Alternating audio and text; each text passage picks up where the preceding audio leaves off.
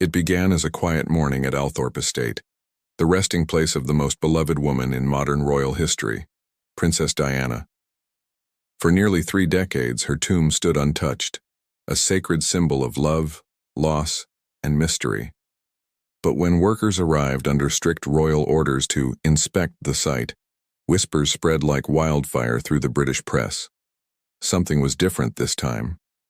What could possibly lie beneath the marble that hadn't already been uncovered by history, by grief, or by memory itself?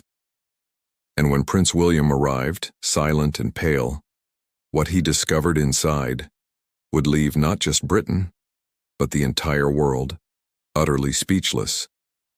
Before we step inside this emotional and shocking royal revelation, make sure to like this video, subscribe, and turn on the notification bell, because what you are about to hear isn't just another royal story. It's a rare, deeply human moment, one that will make you see Prince William, Princess Diana, and the monarchy in a way you never have before. It was early morning at Althorp Estate, a place where silence feels sacred, where time seems to slow as mist rolls across the lake. The sun hadn't yet burned through the fog, and the soft call of swans echoed through the still air. For 3 decades, this island in the middle of the oval lake had been untouched, home to the resting place of Diana, Princess of Wales, the woman millions still call the People's Princess. But on this day, something stirred. The gates creaked open. A small convoy of black vehicles entered the grounds carrying royal security, historical preservationists, and a handful of trusted aides. Every step they took was measured, quiet, deliberate. No cameras, no media, no public notice. Yet somehow, as it always happens with anything royal, whispers had already begun to spread. "Why now?" people murmured online. "What's happening at Althorp?" The truth was simple, and yet deeply complicated. Prince William, now the Prince of Wales, had received a request. A private letter, sealed with the royal crest, said to be from his late grandmother, Queen Elizabeth II, written before her passing. Inside was a single line: "There are things that must one day be faced, by a son, not a sovereign." No one knew what it meant at first, not his advisors, not even Catherine, his wife. But to William, those words hit like thunder. He knew exactly what it referred to: the tomb at Althorp. For years, rumors had persisted. Some claimed there were letters, others whispered about unreleased recordings Diana had made, a mother's final messages meant for her sons. William had never wanted to disturb the peace of her resting place, but after 30 years, as the anniversary of her tragic death approached, the weight of both history and inheritance pressed upon him. And so, he came, not as a prince, but as a son. As the small boat glided across the water toward the island, the mood was almost otherworldly. The morning fog wrapped around him like memory itself. Each ripple in the lake reflected the years that had passed, years of questions, of what-ifs, of longing. When the boat reached the steps, William hesitated. For a long moment he simply stood there, staring at the white memorial temple across the water. The inscription on the marble glistened faintly in the morning dew. "The ultimate price of love is loss." He whispered, barely audible, "Mom, I'm here." Inside the tomb, every detail had been preserved. The flowers that once lay there were replaced regularly.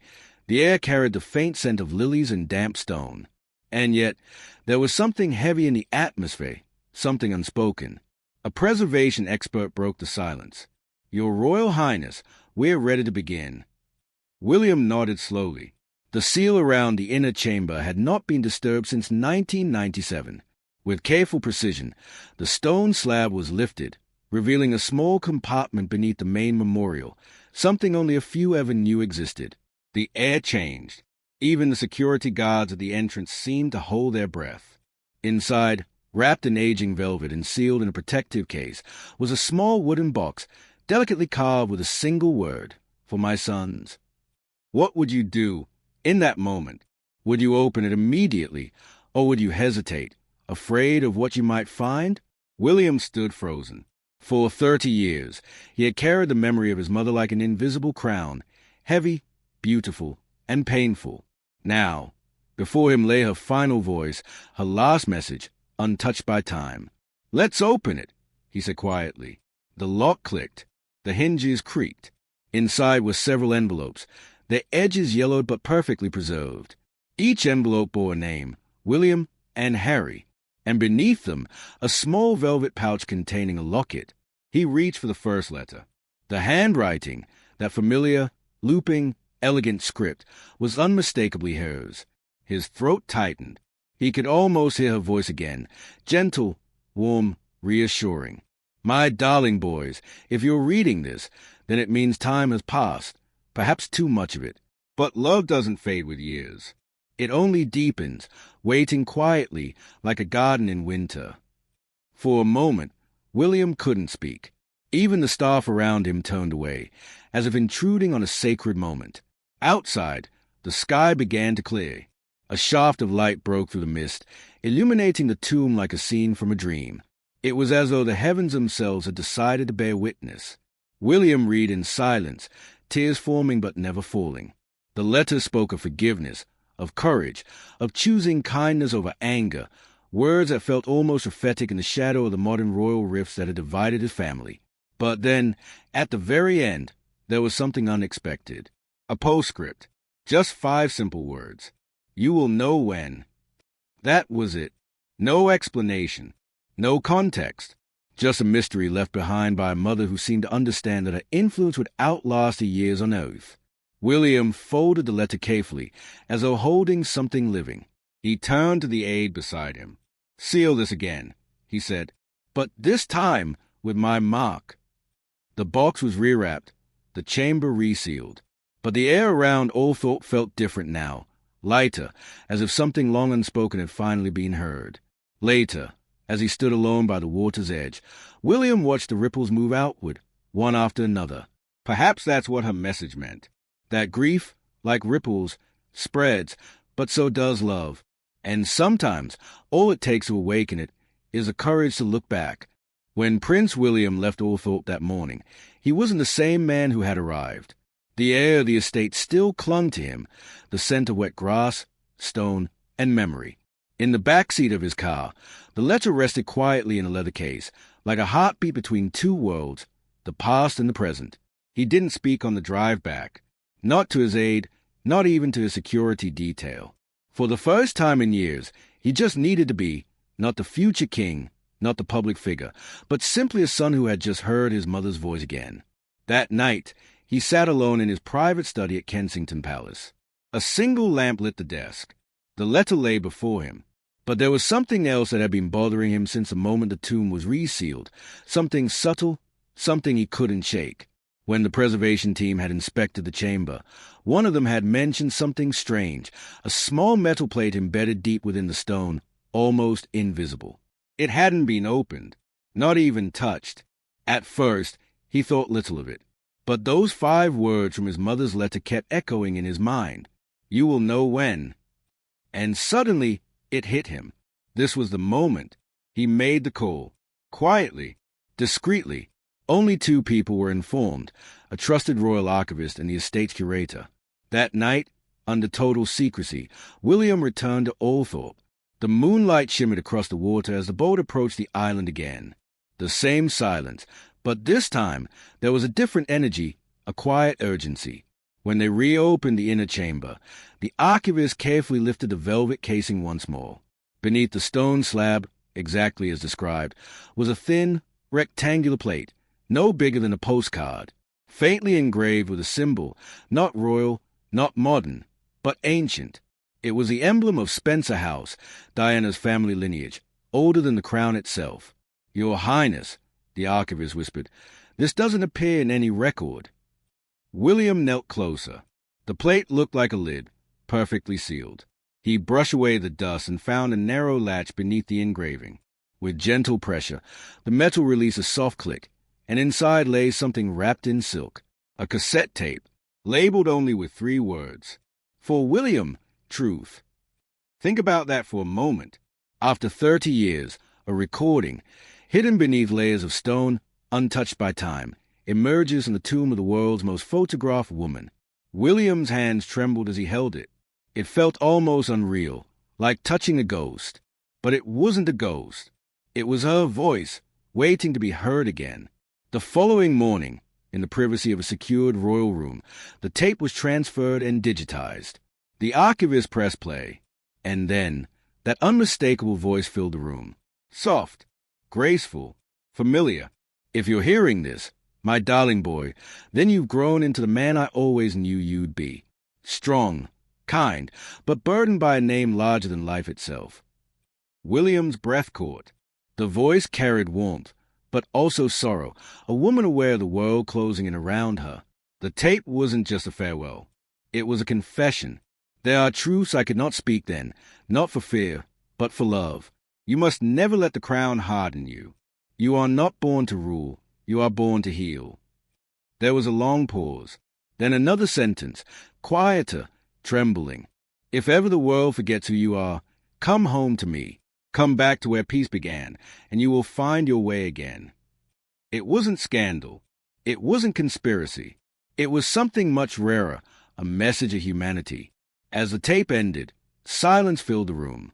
William sat still, eyes closed, hands folded. He wasn't just listening to his mother's voice.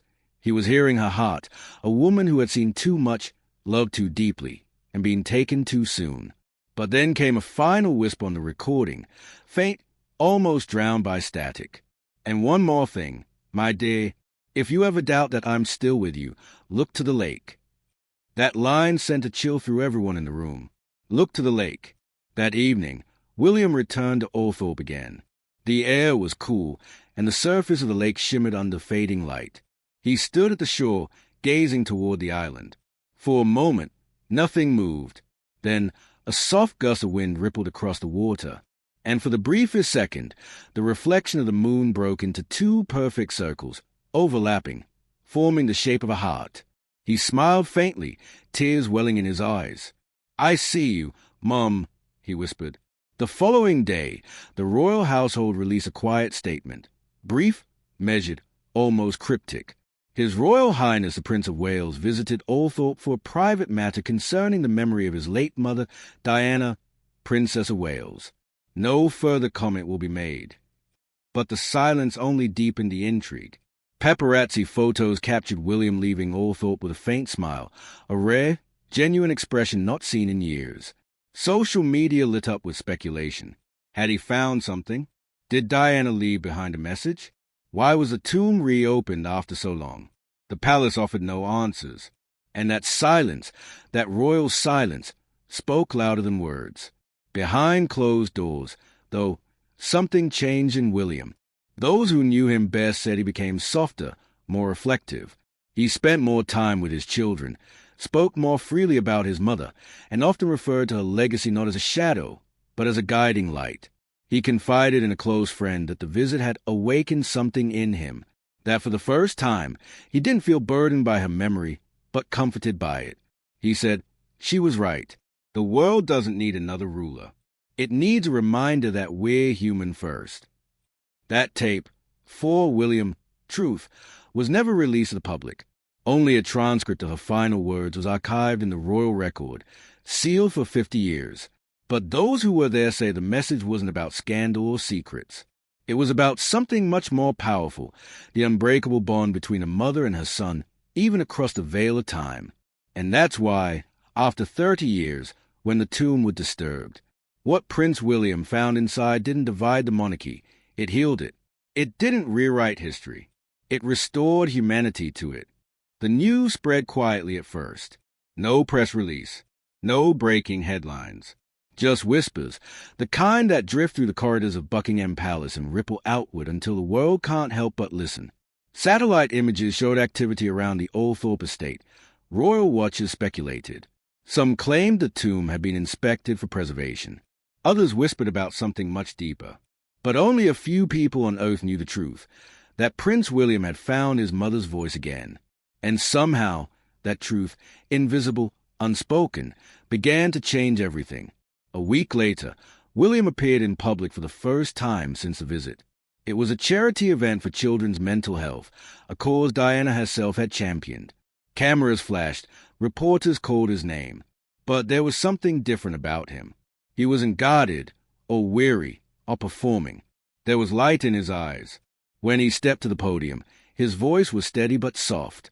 My mother taught me that kindness is not weakness. It is strength. She believed that even in the hardest moments, love still finds a way to be heard. There was no mention of Althorp, no reference to the tomb, no direct acknowledgement of the discovery, but for those who'd followed the royals for decades, the message was clear. He had found peace. And somehow, the world felt it too. Social media erupted. Fans from across the globe began sharing old clips of Diana, her laughter, her compassion, her honesty. One post simply read, 30 years later, and she's still changing the world. Another wrote, she left behind a message of love, and her son finally heard it. Soon, Althorp became more than a royal landmark. It became a pilgrimage. Visitors from every continent left flowers, notes, and letters, many addressed not to Diana, but to William. Messages like, you've made her proud, and the world still remembers. The atmosphere shifted, not of grief, but of gratitude. For the first time in decades, the story of Princess Diana wasn't just about loss, it was about legacy. Behind the walls of Kensington Palace, William spent more time with his children, George, Charlotte, and Louis. One evening, as they walked through the gardens, Charlotte asked, Papa, do you think Granny Diana can see us? William smiled and looked up at the sky. I think, he said softly, she never stopped watching. Later that night, he placed a letter and locket his mother had left into a small wooden box. He wrote one line in his own handwriting and sealed it inside the royal vault. It read, For my children, when love feels far away, remember, it's never gone. It just changes form. It was his way of continuing her message, a quiet promise from one generation to the next.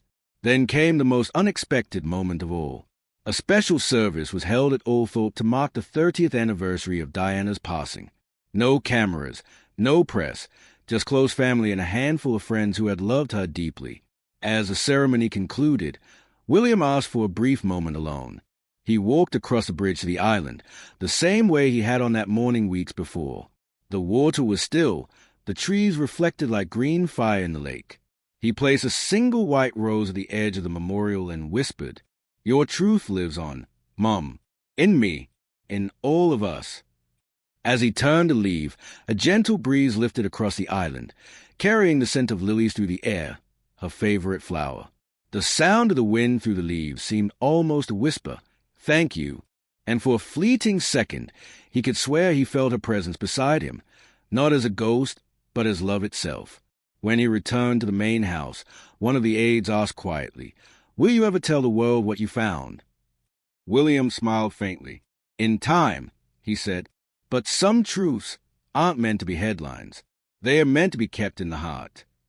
That one sentence would later be quoted by newspapers around the globe, because in that moment, Prince William wasn't speaking as royalty. He was speaking as a son, as a father, as a man carrying the legacy of a woman who changed history by simply being human. Months later, historians would call it the Althorp Revelation, the quiet reopening that reignited the world's fascination with Diana. But to those who understood, it wasn't a story of scandal or secrets. It was a story of healing. Her message had reached him across 30 years of silence. And in that message, simple, gentle, unshakable, was everything she had ever stood for.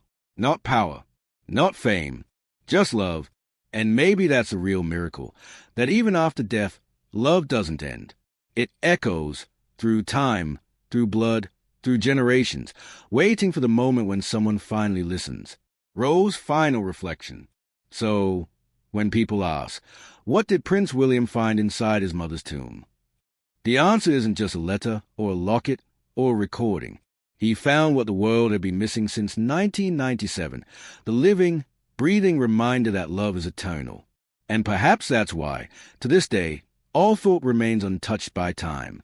Because some places aren't just sacred, they're alive with memory. If this story moved you, even for a moment, take a deep breath and remember why Princess Diana meant so much to the world.